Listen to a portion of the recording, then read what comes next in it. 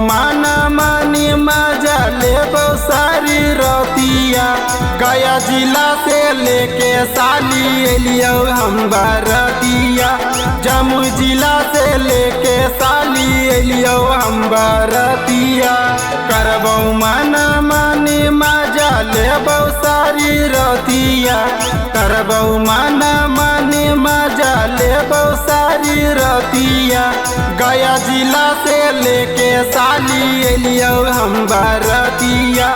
जमुई जिला से लेके साली एलियो हम बरतिया।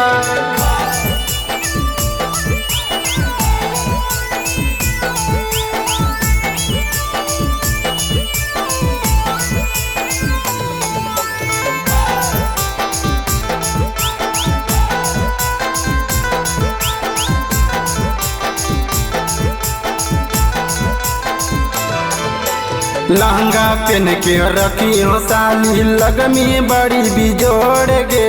सबे बरतिया जोई तो साली हमेरा बहु भोर गे। लहंगा पहन के रखियो साली लगमी बड़ी बिजोड़ गे।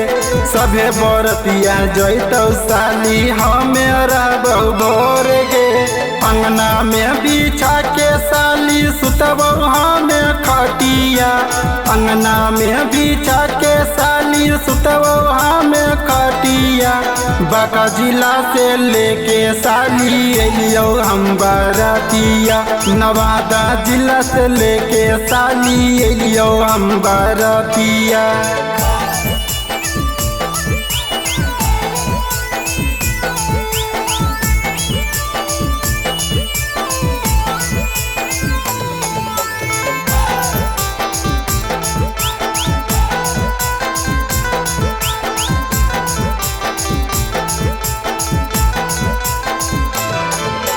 देखा देखी में कैलियो साली तोरा से हमें प्यार गे। हमारा नियन मिलतो नहीं खोज में दियावा बार गे।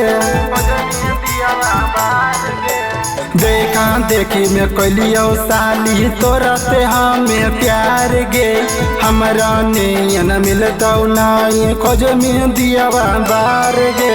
राइटर सुधन सुसाली करतो दूरा गतिया। रानो मांझी साली करतो दूरा गतिया। पटना जिला से लेके साली एलियो हम बरतिया। नवादा जिला से लेके साली एलियो हम बरतिया। अक्षय रिकॉर्डिंग स्टूडियो पकड़ी वार्मा।